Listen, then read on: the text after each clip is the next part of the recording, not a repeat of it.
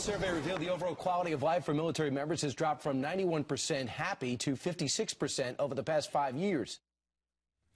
A recent survey by the Military Times, shocking indeed, a worsening morale crisis in the U.S. Armed Forces. The men and women who serve this nation and help to keep us safe no longer feel as if they have leaders who know what they're doing.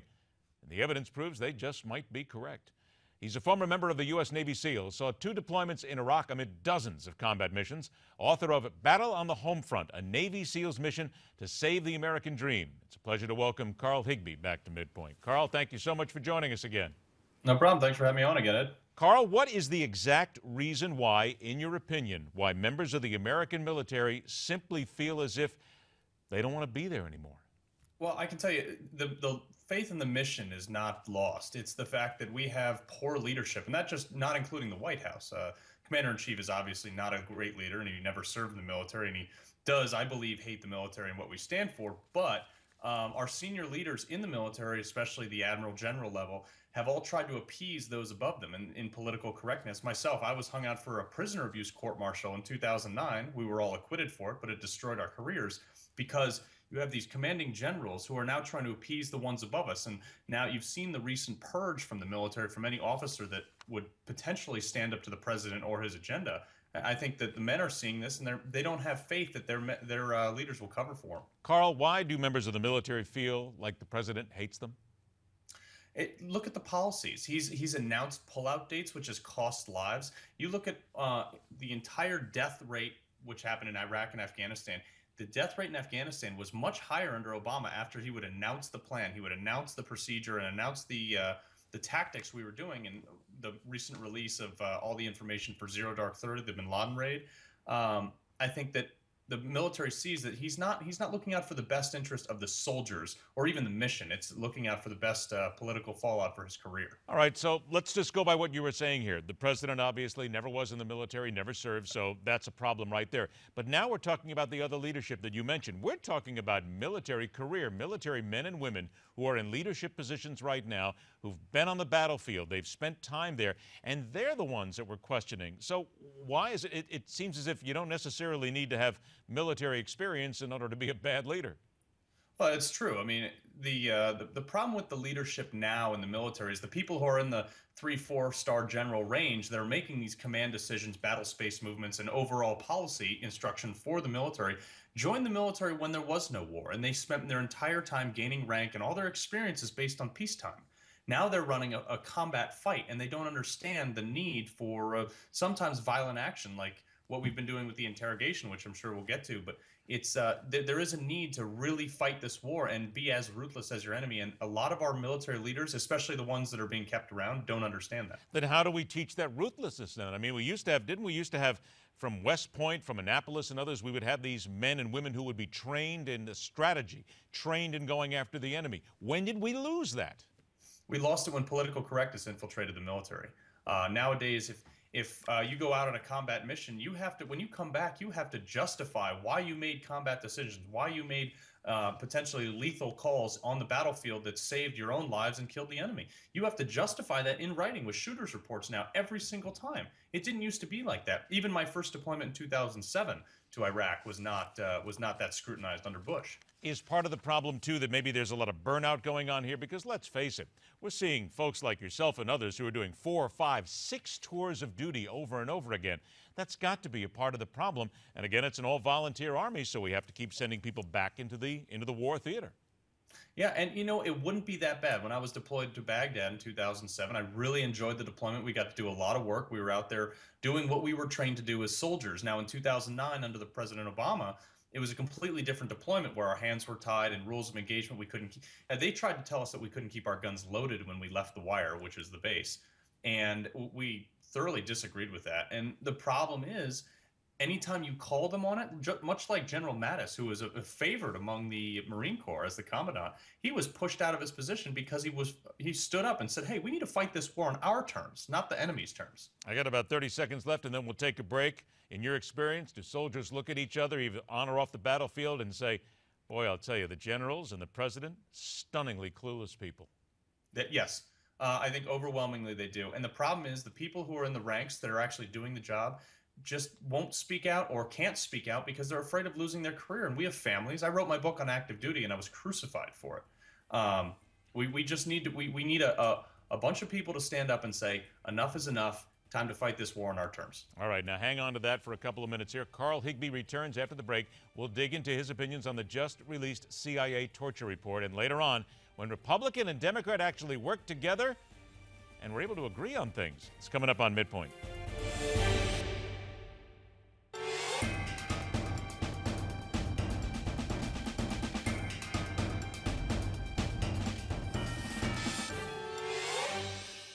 Let's welcome back to MidPoint, former Navy SEAL, 8 years surviving in some of the most dangerous situations, and author of the book Battle on the Home Front, a Navy SEAL's mission to save the American dream, Carl Higbie.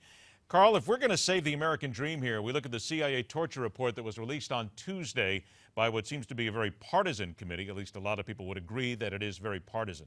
If we're going to save that American dream, then, in your opinion, and those of you people that you know, do we need just to man up and understand what war really is sometimes and just understand people are going to die, but if we're going to have people coming after us and they're looking to kill us, we need to go after and do what it takes to defeat them? Absolutely. And you know, like you said, people are going to die. I'd prefer it to be more of my enemy than me. So we have to understand that if we are unwilling to be as ruthless as our enemy, we've already lost the conflict. And that's what happened is we went into Iraq with no definitive goal. And then we just started puttering around. And when we bring these people back, the only way to get information from them is to aggressively interrogate them. We call that torture.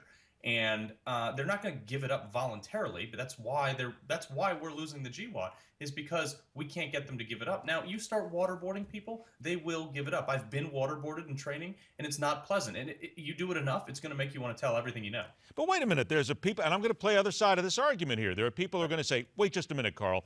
America stands for something better. We are supposed to be better than our enemies. We are not supposed to be the people who stoop to such despicable tactics. And I've heard that 1,000 times, Ed. And the problem is, I am better because, as an American, because I'm better trained, I fight better, and I have more to fight for because I believe in the mission. If you take away the ability for us to really believe in the mission, i.e., prosecute people for interrogating that led to definitive evidence that helped us win the war and save American lives, then guess what? If you take that away, people will lose faith and they will not fight as hard. It's okay to torture a terrorist that was trying to kill you, and that will kill you if you let them go again, as Obama has done. Carl, have you ever been present when torture was administered in any fashion? I'm not going to talk too much about that, Ed, but we had to interrogate people sometimes on target, and we made sure we got the information we needed. But the problem is they don't just give it up if you hand them a bottle of water or a cup of tea. What's the difference then between enhanced interrogation and torture, in your opinion? Not really much. Not much at all? No, not much at all. It's just a vernacular thing. It's a political jargon they put a spin on to make themselves feel better about it. But the fact of the matter is, some of the lines are saying the detainees were dragged down the hallway and punched in the face. Well, okay, fine. When they were picked up and put in prison in the first place, it was because they were shooting at us. Now, there are those people who are also saying that the United States stands for human rights. We stand for what happens in other countries. Basically, we look at North Korea, other countries. Tremendous amount of civil rights, human rights violations against their own people, the way they treat them. And now you have people who are saying, even the United Nations is now saying that they want to come after America, saying, you're just as bad as they are right now because you're basically doing the same thing. You need to be investigated just like the rest of the world. You've been there. How would you answer those? I mean, this is our nation. We're fighting this war. We're putting the resources, we're putting our sons and daughters and mothers and fathers in harm's way in order to accomplish this mission, to make this world a safer place, not just America. We're fighting terrorists over there that would do the same to any Christian nation just as they're doing to us. And we're working very hard to try to fix this. And if the United Nations wants to do that among trying to ban our guns or whatever it may be, then fine, let them come on over and check it out. But we should not stoop to that. We should say, we're going to fight this war on our terms. And that's the problem. That's what nobody would have said this about World War II. World War I, we fought as much as we could with whatever we had, and we won. And unfortunately, we don't fight like that anymore, and it's going to be a rude awakening. China's just surpassed us in economic growth. It's just a trend that America is on the decline because of stuff like this. The release of the CIA torture report, does that just make us a weaker and a softer nation? Absolutely. Absolutely, Ed. This release is just one more thing of the left chipping away at America's power and might. Why would they want to do that, Carl? I can't understand it. I looked at Feinstein when she stands up there and talks about this stuff, and she says, people have said we need to be compassionate towards terrorists. Hillary Clinton said that too. We can't fight a war like this. We can't win a war like this. If they want to join that side, go over there. Guess what? They're going to chop their head off and put it in a shoebox and mail it home just as fast as they would anybody else, whether they pretend to understand their way or not. It's not a matter. It's not a matter of when or of if. It's a matter of when they get the ability to. And that's why I've advocated for serious, swift action with this ISIS. I think people who have not been in combat and been in a situation where they need to fight for their life or make rash combat decisions shouldn't be making them on the home front either. All right, I want to remind everybody that your book, once again, is Battle on the Home Front, a Navy SEALs mission to save the American dream. You certainly have some very pointed comments, but then again, you have been there, Carl, and you know what it's like to be on the battlefield, and that perhaps is the one thing that Dianne Feinstein and the others are missing, that they have never been there and seen what it's like when you have to fight to save your life and those of the people around you. Carl, always a pleasure, my friend. Thanks so much for joining us. Thank you.